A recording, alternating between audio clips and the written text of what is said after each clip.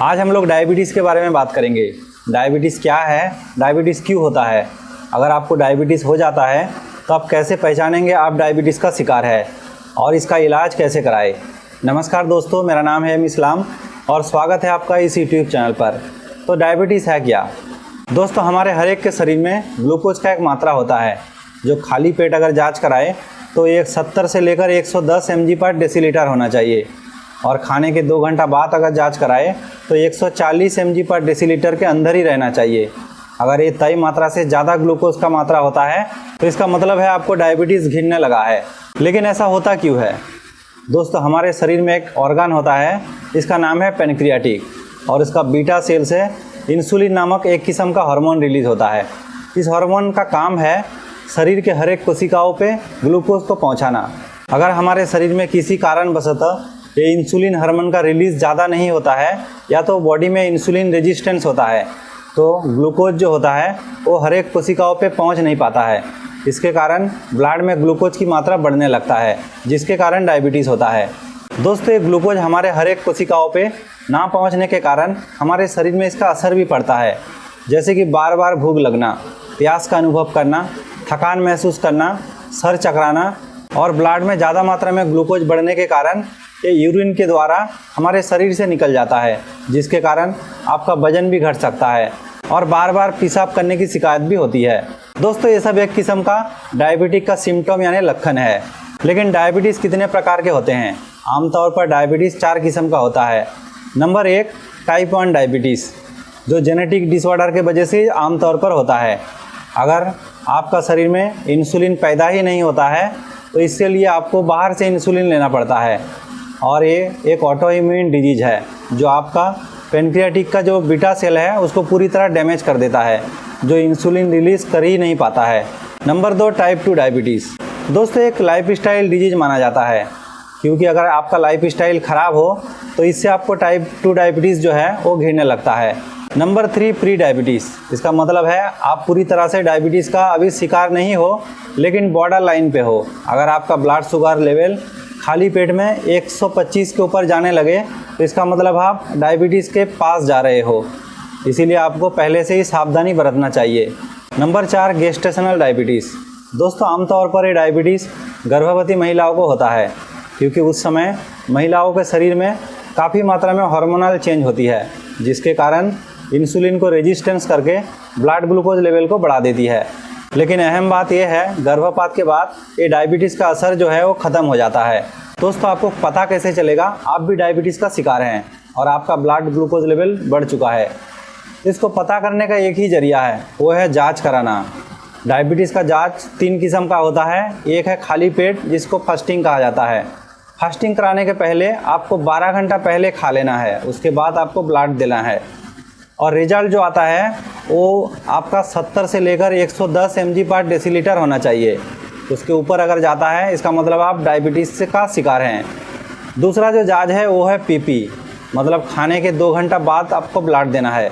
उसका रिजल्ट अगर आता है 140 mg/डेसीलीटर के अंदर तो ठीक है, लेकिन उसके ऊपर अगर जाता है इसका मतलब है आपको डायबिटीज़ हो चुका है। और तीसरा जो टेस्ट है वो है HbA1c यानी हीमोग्लोबिन टेस्ट।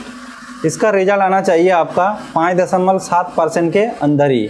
अगर इसका ऊपर जाता है तो इससे भी आप पता लगाया जा सकता है जो आप डायबिटीज़ का शिकार हैं। दोस्तों, आमतौर पर डायबिटीज़ एक साइलेंट किलर है। कई दिन तक आपको पता ही नहीं चलेगा आपका ब्लड ग्लूकोज लेवल बढ़ चुका है, लेकिन कई ऐसे सिम्टम दिखाई देते हैं लेकिन वो जाके बाद में दिखाई देते हैं। डायबिटीज़ होने का कारण की अगर बात करें तो इसमें कई कारण शामिल है। सबसे पहला कारण है लाइफस्टाइल। अगर आपका लाइफस्टाइल ख़राब है यानी आप सीडेंटरी लाइफस्टाइल जीते हैं, मतलब बैठ के काम करते हैं और शारीरिक कसरत ज़्यादा नहीं करते हैं और मसालेदार खाना यानी जंक फूड ज़्यादा खाते हैं, इससे आपका वजन बढ़ जाता है। ये भी एक बड़ा वजह है डायबिटीज़ होने के पीछे। दूसरा जो कारण है वो है फिज़िकल एक्टिविटी। अगर आप हर रोज़ फिज़िकल एक्टिविटी करते हैं, चाहे वो मॉर्निंग वॉक हो, एक्सरसाइज हो या योगा हो, किसी तरह का अगर आप फिज़िकल एक्टिविटी नहीं करते हैं तो इससे भी आप डायबिटीज़ का शिकार हो सकते हैं। तीसरा कारण है स्ट्रेस यानी तनाव। अगर आपका जीवन तनाव से घिरा हुआ है, चाहे वो फैमिली लाइफ को लेकर हो या प्रोफेशनल लाइफ को लेकर हो, तो स्ट्रेस अगर आप ज़्यादा लेंगे तो आपका प्रोबेबिलिटी बढ़ेगा डायबिटीज़ होने का, तो इससे भी आप बचें। चौथा कारण है जेनेटिक डिसऑर्डर, मतलब अगर आपके पुरखों में किसी को डायबिटीज़ था तो आपको होने की संभावना भी बहुत ज़्यादा बढ़ जाती है। पांचवा जो रीजन है वो है ऑटो इम्यून डिजीज, मतलब इस डिजीज में आपका पेनक्रियाटिक पूरी तरह से डैमेज हो जाता है, जिससे इंसुलिन पूरी तरह से रिलीज़ नहीं होता और इसके कारण बाहर से इंसुलिन लेना पड़ता है। अगर आपके पुरखों में किसी का ये डिजीज़ था तो आपको होने की संभावना बहुत ज़्यादा बढ़ जाती है। दोस्तों, डायबिटीज़ होने के बाद इसका इलाज कैसे कराएं? तो इसका इलाज का सबसे पहला तरीका है अपने लाइफस्टाइल को पूरी तरह बदले, मतलब आप हेल्दी डाइट लें, डाइट में फ्रूट, वेजिटेबल ये सब को शामिल करें और लो ग्लाइसेमिक इंडेक्स वाला फूड ले, मतलब ज़्यादा मीठा ना हो, और लो कार्बोहाइड्रेट ले, जिससे आपका ब्लड ग्लूकोज लेवल तुरंत ना बढ़े। और फिज़िकल एक्टिविटी को, चाहे वो मॉर्निंग वॉक हो, योगा हो या एक्सरसाइज, अपने डेली रूटीन में ज़रूर शामिल करें। तीसरा जो चीज़ है वो है स्ट्रेस।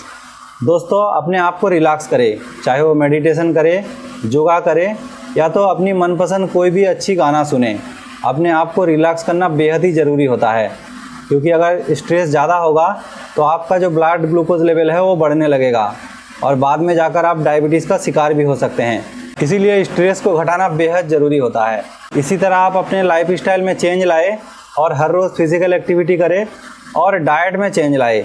डाइट में खासकर आप बैलेंस डाइट लें और ज़्यादा जंक फूड ना खाए।